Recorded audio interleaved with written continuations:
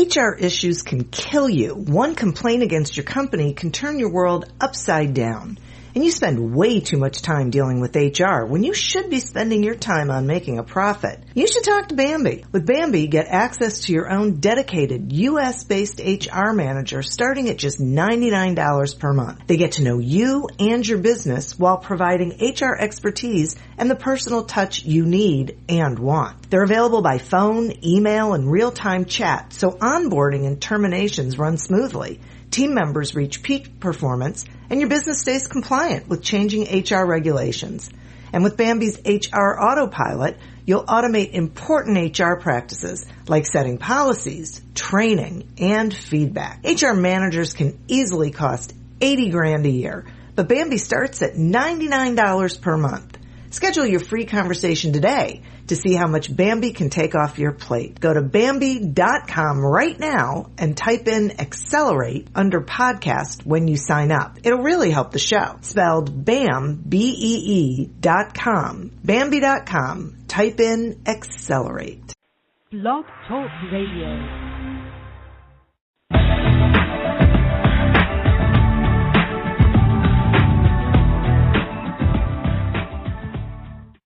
Welcome to Accelerate Your Business Growth with your host, Diane Helbig.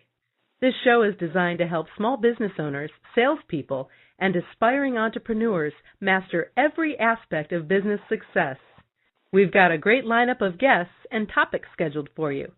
We'll be talking about everything from sales to employee issues, from technology to social media, from work-life balance to exploring uncharted territory. Participation is welcome and encouraged. Your host, Diane Helbig, is a world-class author, speaker, and business development coach. Be sure to check out her latest book, Lemonade Stand Selling, on Amazon.com or BarnesandNoble.com. And now, on with the show. Well, hello, everyone, wherever you are. Thank you so much for joining us, and I hope that the weather is treating you well. We've had a number of thunderstorms around here, which my dog hates. So I like them, but the dog doesn't. So hopefully it is dry and sunny and you are enjoying the summertime. As we said, we welcome your participation. So if you're in the chat room and you have something to share or a question to ask, please type it in and I will share it with our guest. If you're on the phone, you can press 1 and that will let me know that you have something to share. I only ask that you keep it short because we have an awful lot of information to get to you, and I want to make sure that we give our guest plenty of time to get that done. Today's show is sponsored by the Family Business Forum. The Family Business Forum is a group coaching program for family business leaders and upcoming generations. Visit www.familybizforum.com to learn more. My guest today is Carole Powers. Carole is known by brands big and small for her ability to strategically double bottom lines and instantly triple profit potential.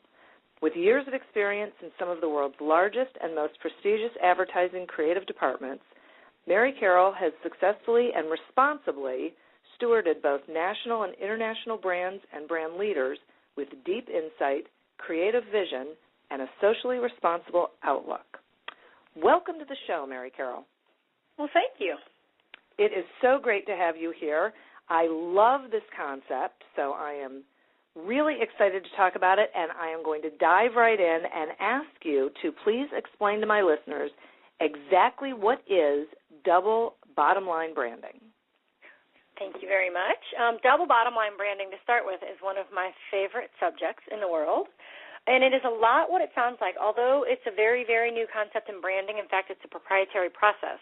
What we do is we go into any given business, which already has a single bottom line, because all businesses we all have a bottom line, right? We have to make so much money to keep our doors open, to keep our bills paid, and all of that. So our first business line, our business bottom line, is always financial. And then we double that bottom line, meaning we bring in a second bottom line, which is how a business can measure its success in terms of the positive social impact that it makes in the world. So suddenly a business is no longer just measured by how much money it makes. It's also measured by the amount of good that it does in the world. And for years, this was considered a kind of a give-back thing before it became a second bottom line. It was how your company could be socially responsible. But now, given the huge shift that the economy has gone through over the past few years, this is actually a way to make profit. Businesses can now profit themselves by profiting the people in their communities, in their world, and it's this double bottom line, I don't look at it like two parallel lines. It's almost like a figure 8 loop, where one bottom line feeds the other, which then turns around and feeds the other, which then turns around and feeds the other. So it's really doubling the way that your business is measured, both by financial good and by social good, and how each of those can create sales, build communities, and really expand your offerings. Wow, that's really interesting. So if I'm hearing that right, having an initial bottom line gives you the financial wherewithal to be able to have a social impact bottom line, which then helps increase your revenues and profits so that it feeds back and they just keep feeding each other? Exactly. This is why it's not a give-back model. It's a make-profit by doing good model. And I'm happy to give you an example if that's helpful. That'd be great. That would be. Okay, great. So one example I love to use, because most people, many people have heard of it, is Tom's Shoes. Yes. So Tom's Shoes has something which they've actually trademarked called 1 for 1. But the way they opened their doors was, and the story is very interesting, but the way they opened their doors for profit was if you buy a pair of shoes, we donate a pair of shoes to a child in need. So the minute you as a consumer makes a purchase, something positive happens in the world. Now that people were not really buying those shoes when they first came out for their looks.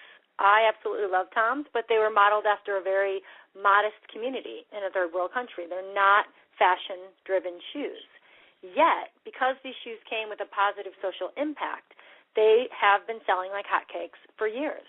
Tom's success is just like in the millions. They've sold millions and millions of dollars worth of shoes.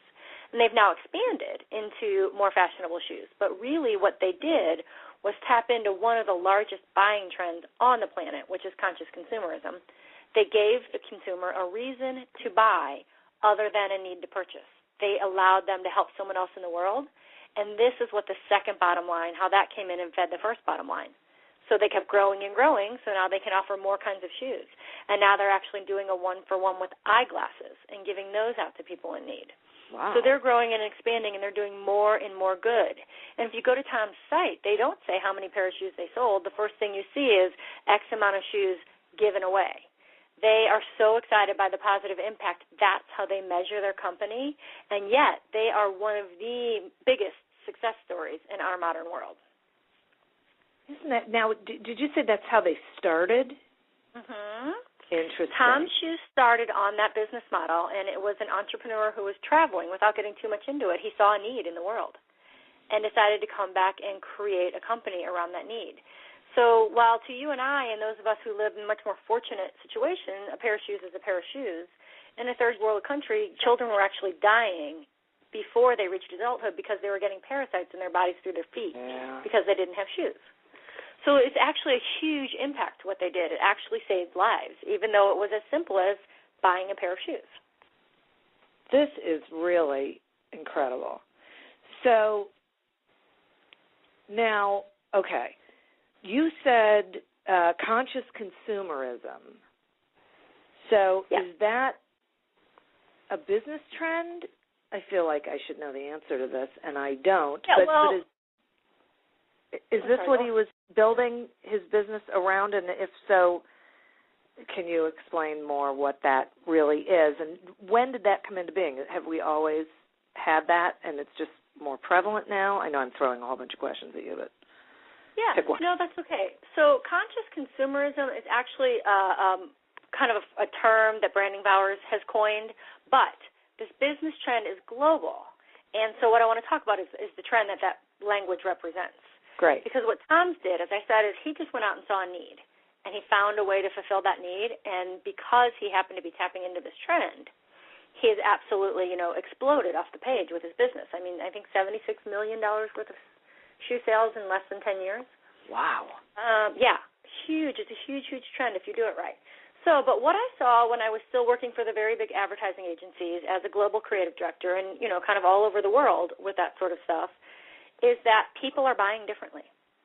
And this started back with, the Body Shop and places like that started doing fair trade and offering, there was all that an absolute demand from the public that companies behave more responsibly, and that came with the Internet. And I have lots of articles on this that I can tell you about later when we get there. But long and the short of it is people started waking up and demanding that their money be spent with companies that they could relate to. They were tired of the corporate greed, right? Yeah. So what a double bottom line does is it marries corporate greed with social need.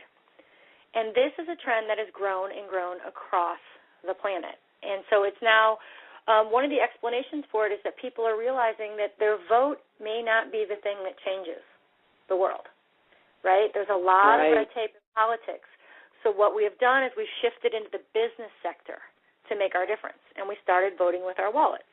Yeah. And we now are armed with all the information that Google provides. So a company really can't hide behind this, I give 10% back, because everybody now knows that's a glorified tax return. Right. What they want to see is the positive impact that their purchase is making in the world. It's a direct line. Again, an example, buy a pair of shoes, give a pair of shoes. You know right away. You can even, as a consumer, go on a shoe drop with Tom's. You can pay to get on a plane and go to these third world countries where they're giving away the shoes. It's completely transparent. It's completely open. And it's how people feel good about spending their money. Look, we all work hard for money. Everybody's always going to have a sale that that's cheaper than someone else. Everybody's always going to say, I've got great service. Everybody's always going to have credentials on their wall. What you need to do now is relate to a consumer and create a common ground. And you can do that through your brand. That was a branding message that Tom's put out. That was an advertising. They backed it up 100% with their business model. But it was absolutely done through their messaging.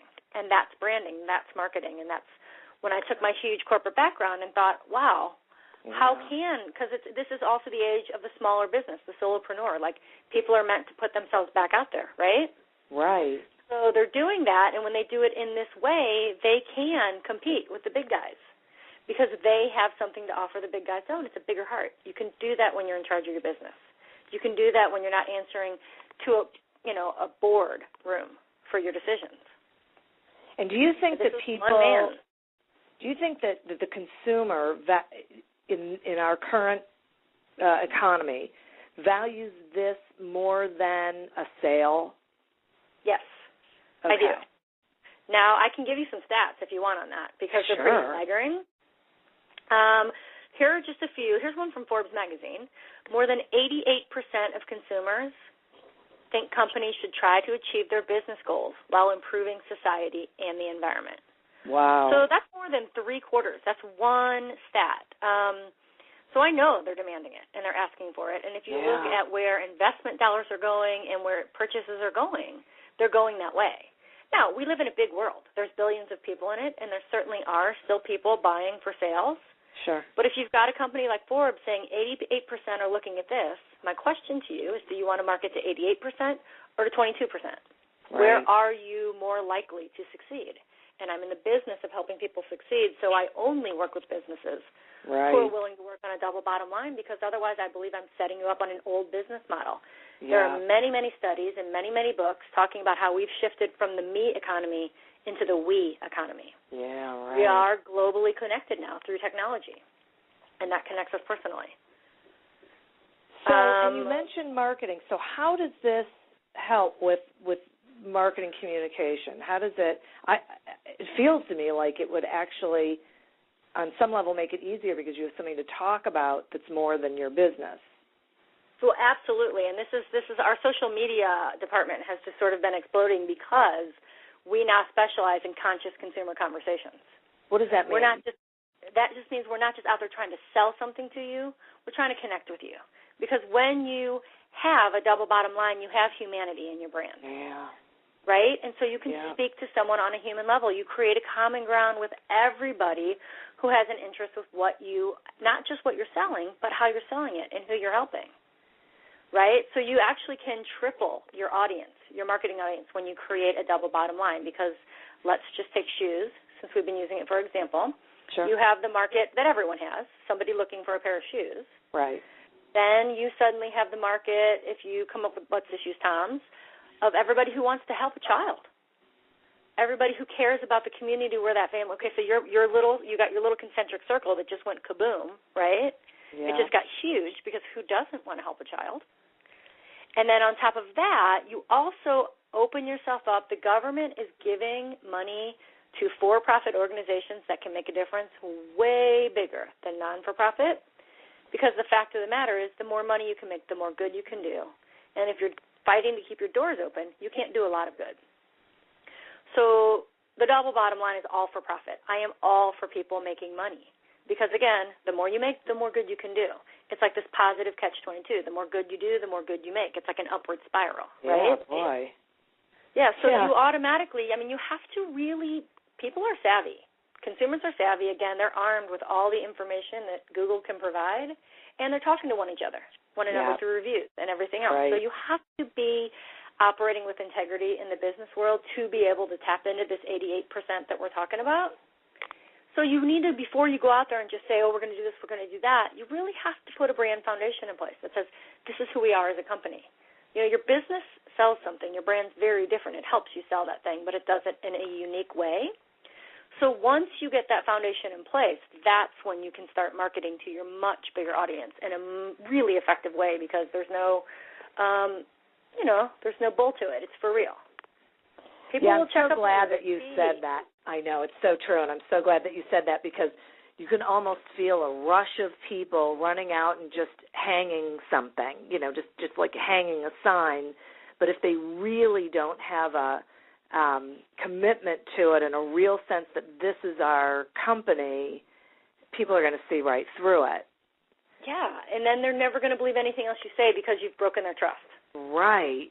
And I know I'm using really human words, but that's the way people are purchasing now. And it's happening across the globe. And, in fact, America's a little behind. Other countries were way ahead on this. They started spending their money this way sooner. And that's where I saw it. And I was like, oh, no, it's time for this to happen. Boy, home. No kidding. Yeah, I love what you said about for small business, it's a way that they can compete on a more level playing field. Yeah, it's why I stepped out of kind of the ivory tower and founded something. So I was like, this is the way forward. And I think the bigger companies will be the last ones. I think the small to medium-sized companies will show the way in the 21st century. It's a very different marketplace. It's a very different purchase point decision-making process. So I have a question for you about, because you were talking a little about social media and that these companies are talking about conscious consumers. Well, that's not what they're talking about, but they're interacting on a more human level, which is attracting people to them. But so when they're communicating, so we're going to hopefully go into sort of the order of things, how a company would decide what it is they wanted to get behind, how it created their brand or fit with their brand and all of that. But when they're communicating via social media, are they, like, what is the Tom's guy talking about? Is he talking about these impoverished countries? Is he talking about how organizations are making a difference in these countries? What is he communicating that isn't selling? So he's showing the difference he's making. You're showing shoes on these feet. You're seeing everyday consumers who are lining up, in a waiting line to go on these shoe drops. They're showing, so they're not like out there trying to bleed hearts, right? Oh, these poor people, blah, blah, blah. No, they're walking their talk, and that's what good marketing does. Okay. It talks the walk kind of thing. So they're out there just like their Facebook page is amazing. Every picture is inspiring. And you know what? When you inspire people, they follow you. You don't have to chase after them. Right. That's the key. Everybody's talking about this law of attraction. I'm like, the key word in attraction is act, ACT. Do something that is inspiring, and you will bring people to you. I can't, Steve Jobs didn't sit around talking about how cool a computer would be. Right. He was poor, living in a garage, and building it himself, dropping out of school and doing things that seemingly weren't very smart. But he was following his passion, and he was inspiring a ton of people to do the same. And look what he built. Right. Right? I love that. Yeah. Yeah, boy, I just love that. Do something that is inspiring, and you will bring people to you. That's a great people statement. chase inspiring brands. It's not the other way around. Nobody's lining up outside, not any other phone store to buy a phone. Right. And I'll be honest with you, iPhone doesn't have the best camera. I love Apple, but they don't have the best of everything in their phones right now. Oh, that's interesting. Yeah, the cameras in some of the other phones are really, really wonderful. Some of the other phones have better sound, but everybody loves Apple. Everybody wants to be a part of that community because of what it stands for. It's innovation. It's technology in the hands of the common man. Exactly. It's think differently. What's possible? Let me give you the tools to see what's possible, rather than tell you what's possible. Again, acting. That's true marketing. It's behavior. It's brand behavior, not just brand chatter. Chatter is chatter over.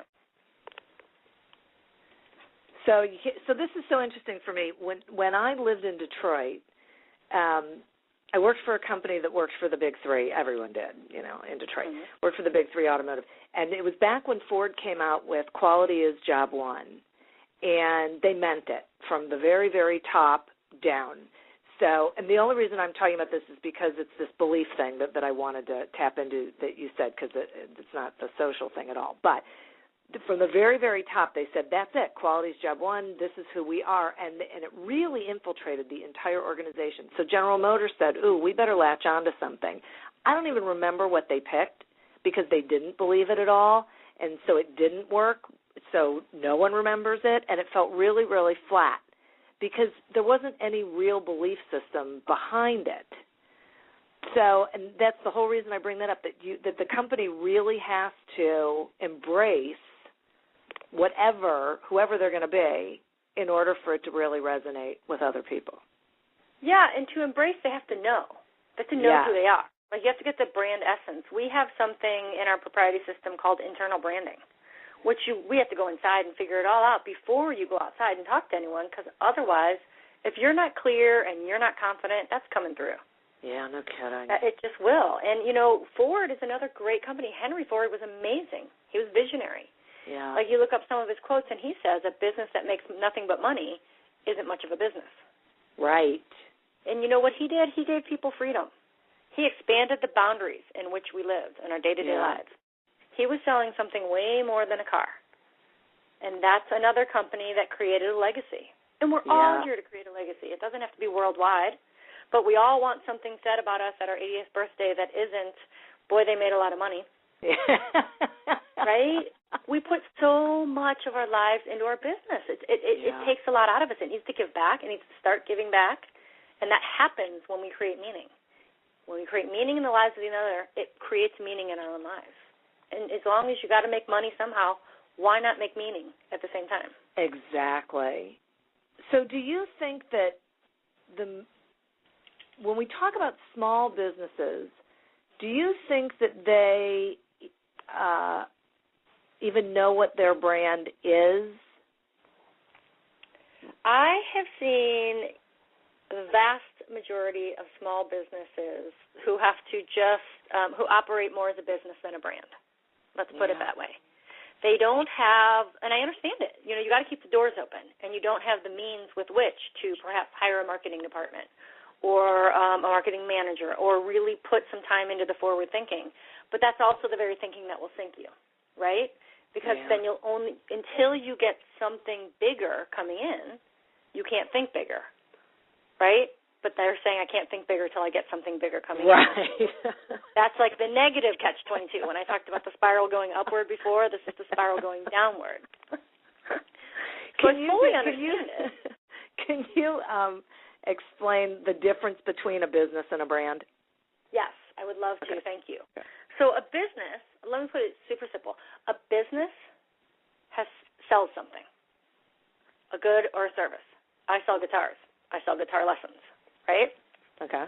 A brand stands for something, right? So as I said, Henry Ford sold cars. He stood for freedom. Got it. Okay, now a double bottom line brand doesn't just stand for something. It stands with something. It stands with someone, right? Tom stood with these communities that were burying their children and came up with a way to solve it. And I don't know that he thought that deeply when he did it, but again, he tapped into it. Yeah, right.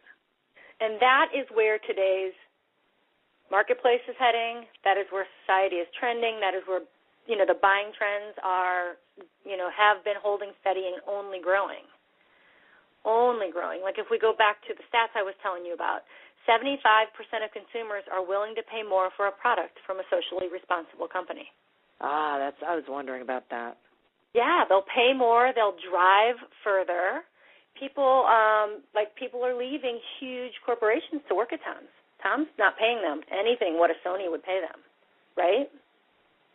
Yeah. But they want meaning in their lives. So you have better recruiting. You're apt to get better people. All these millennials, over 70% of the millennials, are not just taking jobs with anyone. They either want to start their own company or work for a company that means something. So it improves your recruiting. It improves your productivity because your workforce is more excited to come to work. They're not just making money for the person at the top. They're making a difference, right? Suddenly the personal brand within a professional brand, which every single employee should have if you want them to truly be passionate about what they do with you, for you, or through you, comes to life. So productivity goes up. Sales go up. Marketing circles expand. Who you can talk to and how you can talk to them expands. Everything gets bigger when you tap into these trends, and these are, nationwide trends. Again, Burstyn Marsteller, Forbes, these are big, huge companies. Wharton School of Business. I'm giving you these stats from really well-established business experts. Wow. So I want to take a quick sponsor break, but I want to say before I do that as you were saying that, the sense that I got was this feels like it can be really big and therefore for small business owners scary. So when we come back from the other side of the break, I want to talk about that, okay? Okay. Because I know you have a way of dealing with that. So at this time, however, I would like to remind our listeners that today's show is sponsored by the Family Business Forum. Please visit www.familybizforum.com to learn more about how this program can help you grow your family business. And if you'd like to participate in today's show and you are in the chat room, please type something in and I will share it with our guest. If you're on the phone, you can press 1, and that will let me know that you have something to say. Our guest today is Mary Carole Powers, and we are talking about what is a double bottom line brand and the value of having one. So, Mary Carole, before the break I said that I think this can feel big and a little overwhelming for a small business owner. So what would you tell them? Well, that's really interesting because there's a whole human element to that and there's a whole business element to that. But as a business leader, I would first want to know why success is overwhelming and frightening, right? Because why are you in business if not to succeed? Right. And do you truly enjoy treading water or staying just ahead? Yeah. Right? Yeah. My job is to make people thrive. We're all in it to survive. That's baseline. So what do you need to thrive? And I'm not saying you'll go to 0 to 180 overnight. Tom's built their success, right? But the minute you start making more money, you have the resources to hire the help you need. You have the resources to step out and do, step out of the day-to-day stuff and really start building a brand, because the truth is a brand will build your business for you. Right. A brand does that work for you. You're not sitting there dreaming up things to say, trying to figure out other ways to cut into your profit in order to make the sale, right? So I would say to a business owner, please don't think too far ahead. Yeah, right. What's your next best step? What's the goal now? What's the goal next year? What's the goal in 5 years? Like, if you want to grow your sales, you have to water your business. Yep. Right? Yep. And nothing will do that more than creativity, branding, proper marketing, and true integrity in your communications. That's Otherwise, perfect. advertising wouldn't be a multi-million-dollar field, and the vast majority that's doing it wrong because there's not a ton of integrity out there. And right, you don't or have a terribly to good spend a lot of money. message. Yeah. No. There's a few of them, and the few that are great are just wonderful. Yeah. But, the rest of them, and again, people are seeing through them. But Tom's never did a huge advertising campaign. They got their word out there. You can do that. We live in a world. Like, social media can be so powerful. Yeah. But if you're just out there chattering, nobody's going to listen. Right. Right? You got to have something to say. There's a big difference between talking and having something to say. Yeah. And that's the difference between business and branding. A brand will give you something to say that's meaningful because we're putting meaning around your product or your service. Okay, so if I'm a small business owner, how do I decide what my cause, so to speak, is going to be? Okay, so the first thing you have to do, again, I spoke a little bit about how we have an internal branding process. First, you have to know who you are, because it makes no sense if you're selling guitars, again, for your cause to be necessarily hunger, right? Your cause might be something different. You really want it all to be cohesive. Okay. The word integrity doesn't just mean like to act with morals. It means to be whole, to have all the pieces fit together into a whole circle, right? Yes. So first, know who you are. You have 3 internal branding pillars: who, why, and how. So know why you're doing what you're doing. And from your why, then you can look out and see how, right? Who to connect with, how to connect with them. So the first thing you have to do is build a brand. Then you can create a double bottom line for your brand.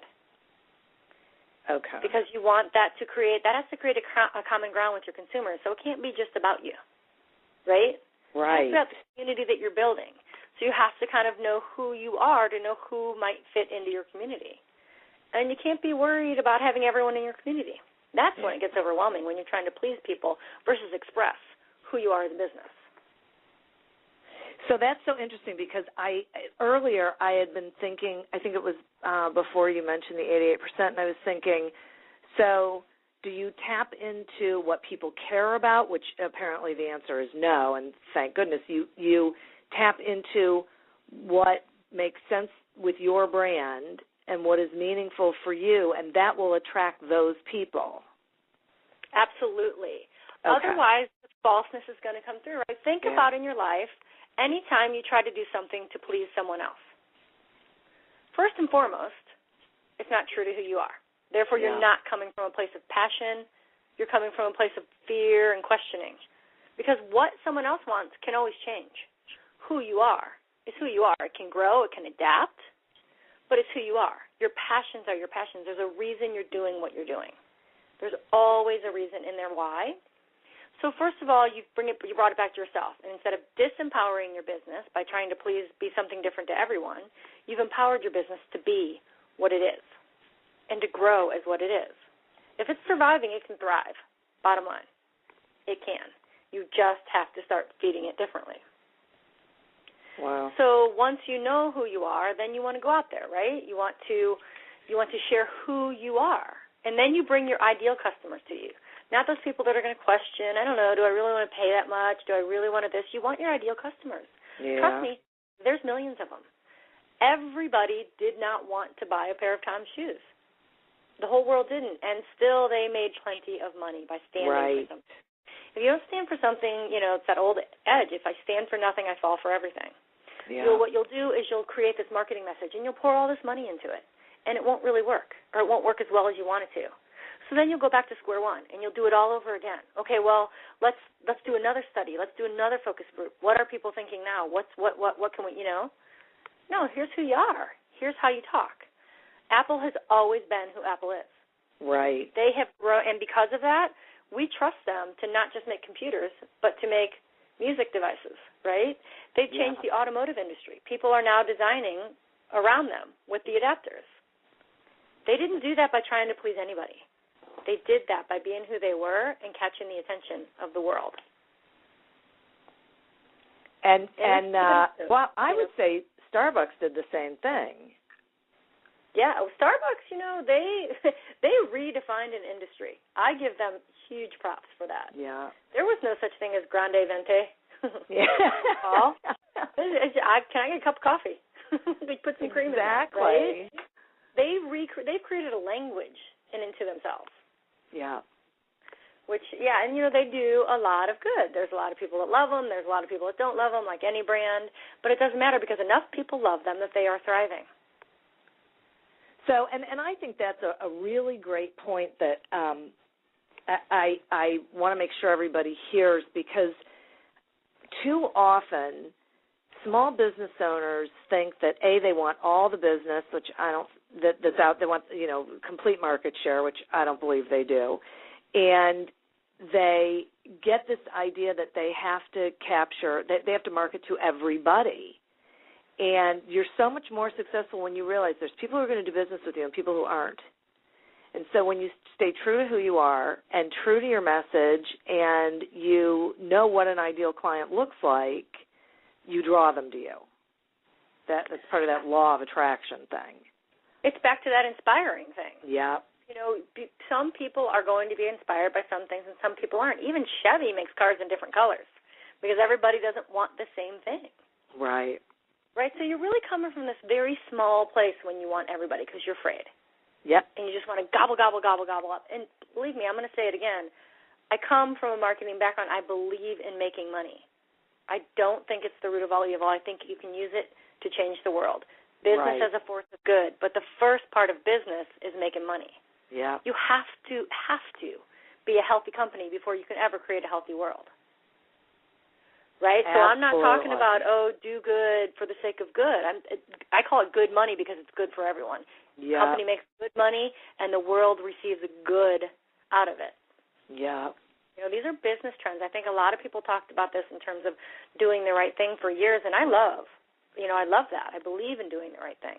But I'm telling you right now, as a person who globally steered accounts, very, very large, McDonald's, Samsung, Anheuser-Busch, State Farm, like very, very large global accounts, this is what's working in the world.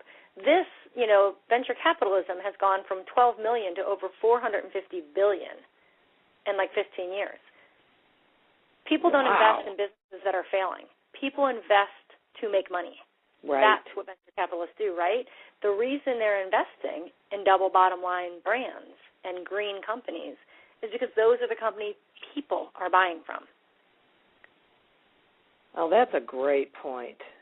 Yeah, this is, as much as it sounds like do good, this is smart business. Yeah. I mean, I'm a businesswoman first and foremost. I would never take a company's money and give them what I thought wouldn't help them succeed. Right. Right. But seriously, at the end of the day, in order to do good, you have to have the financial wherewithal to be able to do it. Totally. So, yeah. So it all, as you said before, it all feeds each other. And one of the things that I like, well, I shouldn't say that. Let me ask you a question, because I was about to say that one of the things I like about it is that for the business owner who wants to make money, which they all should unless they're a nonprofit, but for the for-profit companies that want to make money, they could see this as a tool. However, the reason I stopped myself is they have to be really careful with that. That can't be the only reason that they do it, or it's going to fall flat. Well, they have to follow through. You have to walk your talk. Okay. Right? So if you, I know a lot of people that got into things for the wrong reasons but ended up better for it. Right? You might change business might change you when you do it this way. Right. So if you're just doing it to make money, well, you're a business person. That's okay. But I would bet everything in my bank account that once you start seeing the change you make in the world, that's going to make you love your job more. Yeah. The more you love your job, the more passion you put into it, the more money you make. It is another positive spiral. You start having people work for you that aren't trying to cut out early, that aren't like, just playing on Facebook all day long, just, showing up kind of thing, because people care. It's like, again, it's not like ooey-gooey talk that I'm talking about. High morale is less turnover. You know how much money companies spend training people, recruiting people? Yeah. This all comes back to the first bottom line. It's real business smarts. And it does happen to be also really good for the world, which makes me happy. Like, that's me bringing my business model together. I happen to have the branding and the marketing background. I came through the ranks as a creative writer. Yeah. So I see the trends, and then I know how to weave them into a message that works. That was my training, right? So that's what I did with this whole process. I created a process that will help you make money and make the world a better place. And okay, so I have what may sound like an offshoot question, but I'm going to ask it anyway, and that is that some people talk about a triple bottom line. Mm-hmm. Can you explain what the difference is between that and the double bottom line? Absolutely, and Okay. that's a great question. Thanks for asking Okay. it. So the triple bottom line, that's actually a UN sanction. So again, like I said, a lot of these things erupted globally before they really hit America. So the triple bottom line is people, planet, prosperity. So you take care of people, you take care of the planet, you create business models that are environmentally friendly. There's a whole B Corp that has sprung up now as a whole new business model, Yeah, right? right. Which is wonderful. But Yeah. the B Corp is how a business behaves internally. So the double bottom line, as I said, I focused in on two of the three, people and prosperity. Yes. Because those are what are going to tap you into the buying trends.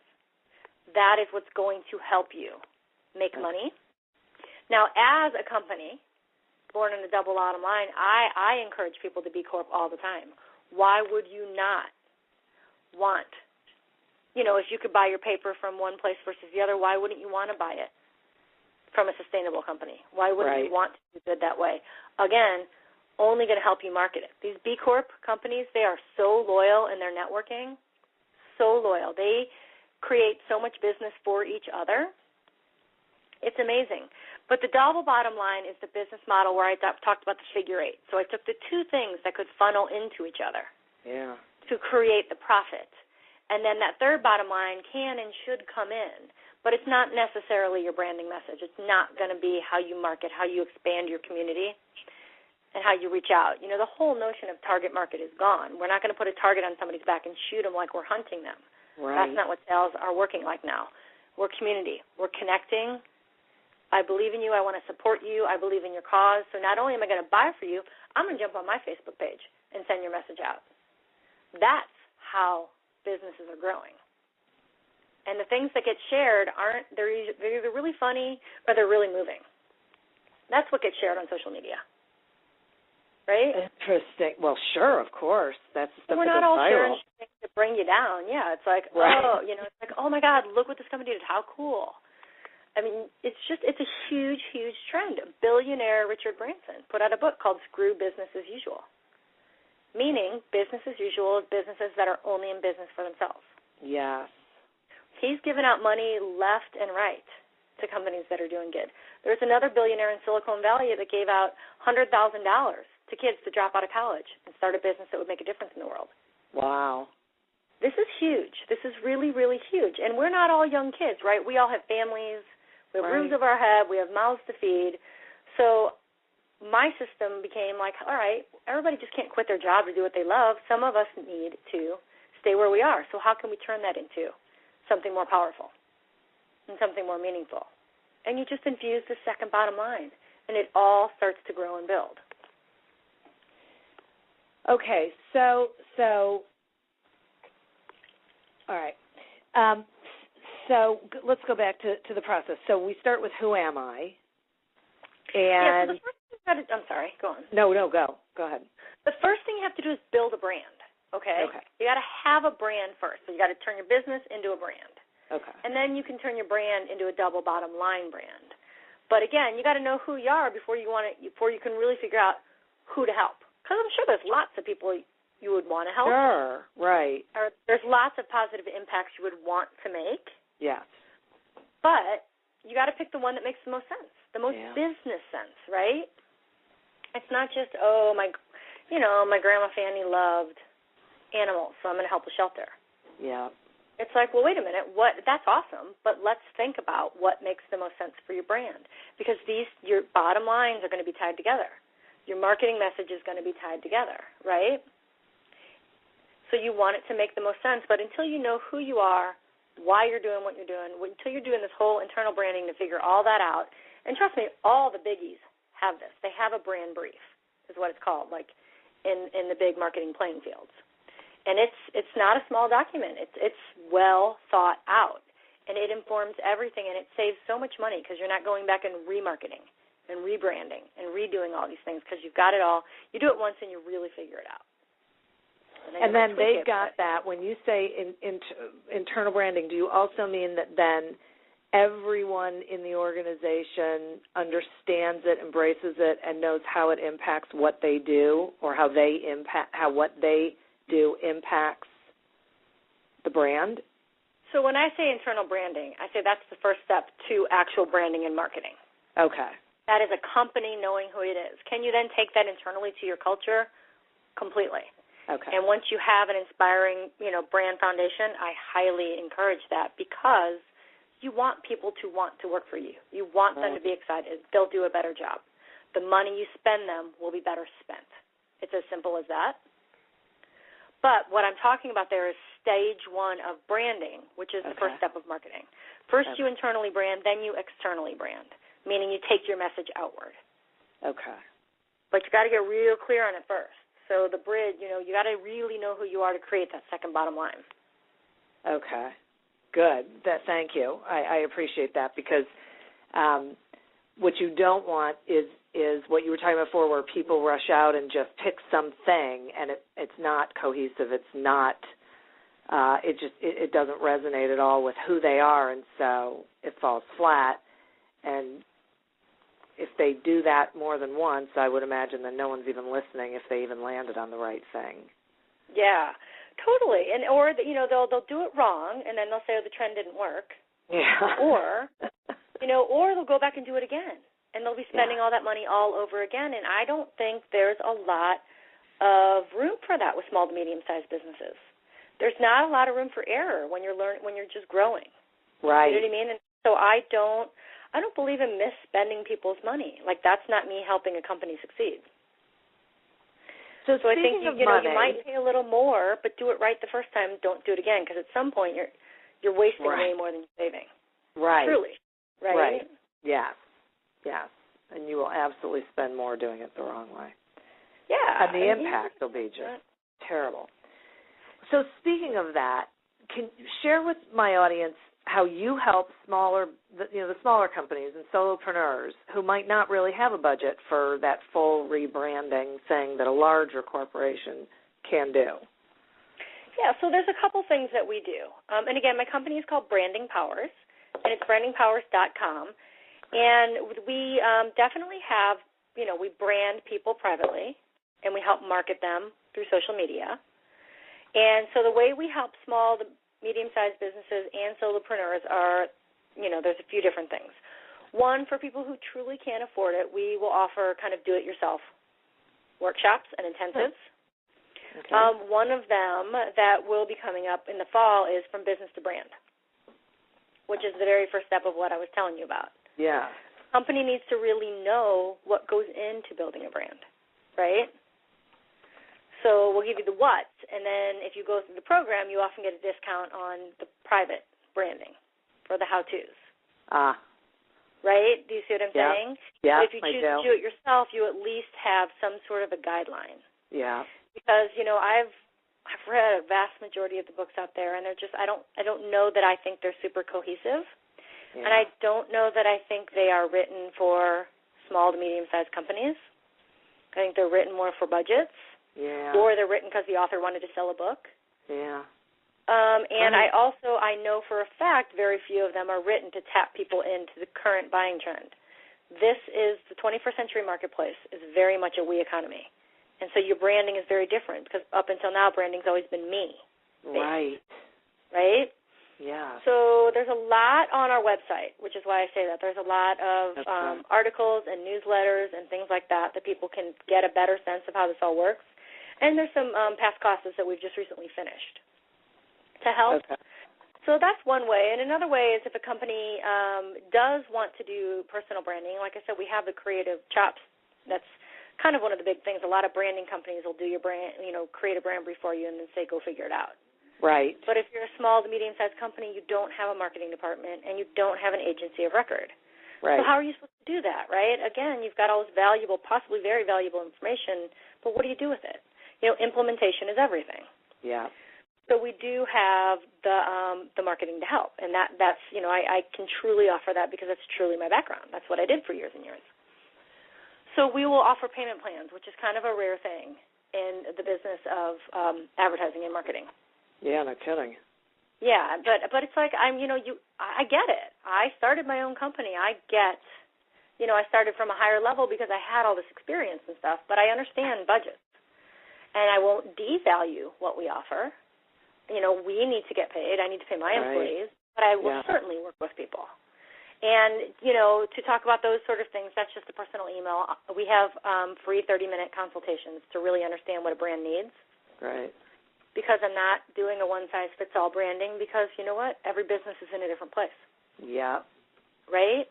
So you really talk about it and you look at it and what's the most responsible next step for you? Maybe we break your branding down into 3 phases, right? Maybe you already have a great brand, but you really need help with implementation, so we just move you straight into creating a double bottom line and helping market you. There's lots and lots of different ways to work with people, and I really believe in meeting people where they're at to the best of the ability. I think that's how you help them succeed. I do, too. I agree with that. Yeah, so if anybody's interested in that, that's super simple. They just reach out to creativecare@brandingpowers.com. And it's creativecare@brandingpowers.com. And my assistant will get to me with whatever that message is, and we'll go ahead and set that up. Uh-oh. I just got something, because I just got something in the chat room that says, hoping there will be a recording of this for listeners. The show is cutting out so much I can't really hear much of it. That's interesting. Thanks, Mimi. I wasn't aware of that. There's always a recording of the show, and it resides on the show page, on my website, and on iTunes in the podcast section. Hoping that's your end and not mine, because Mary Carole, I'm hearing you perfectly. So, but I can always check with Blog Talk Radio and see what that is all about. And if there's something, and it is very interesting. So, thank you. So now I have a question for you so you talked about Tom's shoes, and he started out with this whole thing, probably not even realizing that he was, and then we talked some about how a company can implement this.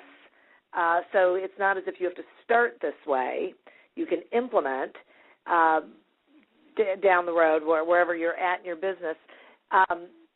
Is there any chance you have an example of a small company or solopreneur who has changed, who started out the way they were, but then who has adopted this and is seeing the success of that? We don't put many of those on our site right now because we are working with mainly small to medium-sized businesses who sort of covet their internal branding. That's proprietary information. Sure. But, for example, as I was beta testing the process, there is a chiropractor named, it's Tri-Level Healing, if you wanted to check out their site, TRILEVEL healing.com. And this is a chiropractor that did way more than chiropractic. He was very involved. He had the Western medicine side in that he was a nurse. Then he went to chiropractic school, and along the way picked up a lot of holistic things. So he had a mixture of sort of traditional and holistic medicine, and he brought that all in through his practice and didn't talk about it at all. Wow. Just had chiropractic services, right? Yeah. So, and really didn't have a website, which I find amazing, but so many small to medium-sized businesses, again, are so busy trying to keep their doors open or just do the day-to-day stuff that a business requires. They don't have time for that. And anymore, you're just not legit because the first thing I, as a consumer, am doing is checking you out online. We do not make our first impressions in person. So we created a site for him, and long story short, his business jumped 40% really quickly. Really quickly. Then it leveled out because he has to then do the work to implement all that sort of stuff, but it's been steadily increasing. Wow, that's great. One example. Yeah, there's another coaching service that we did work with, which was amazing. I mean, I can go on and on if you want more examples. We just don't put them all on our site. No, that's great. That's wonderful. I appreciate it. I just felt that, sometimes what people will do, even though you say anybody can do this, will say, yeah, okay, but this guy, he was an entrepreneur and he went and he did this. So I just wanted them to be able to hear that there's regular folk doing this kind of thing and doing it successfully and seeing really great results.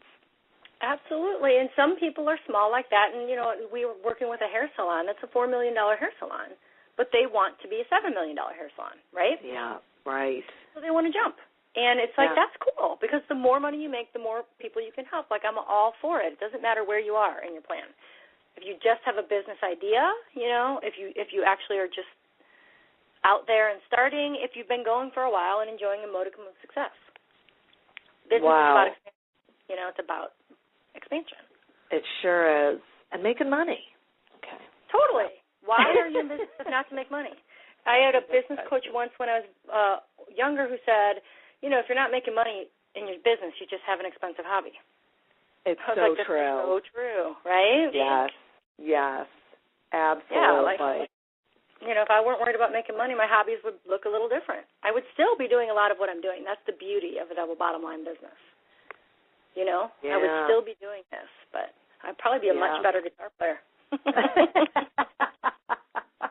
Yeah, and I'd be a better gardener. Okay. Yeah. So, oh, my gosh. I so appreciate you being on the show today and sharing this information with everybody. It was just really so great. I have a better understanding of it now, and I'm hoping everyone listening is going to take you up on your 30-minute consult to see what's going on with them and how you can help them create this sort of success pattern for themselves and heal the world.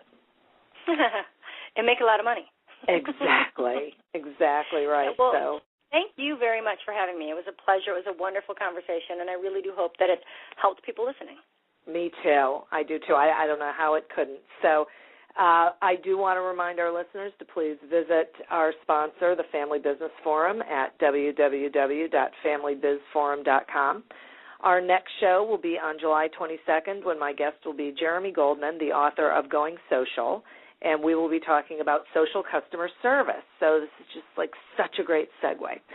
And as always, if you know of someone who you think would be a good guest on the show, or if there's a topic that you'd like me to cover, please let me know. You can contact me through the show page at blogtalkradio.com/dhelbig or on my website, and let me know what you're thinking. I'll be happy to check it out. Thank you all for listening in today, and Mary Carole, thank you. Thanks to our sponsor. Have a great couple of weeks, and hopefully we will be back together again on July 22nd. Thank you so much. Have a great day. You too. Imagine how fast we could solve the world's biggest problems if more SaaS startups would gain traction sooner. Welcome to the Tech Entrepreneur on a Mission podcast. This podcast is dedicated to sharing experiences from B2B SaaS CEOs who are going above and beyond to deliver change that is noticed. You will hear their secrets and learn what is required to build a SaaS business that the world starts talking about and keeps talking about, and how to overcome the roadblocks to do so.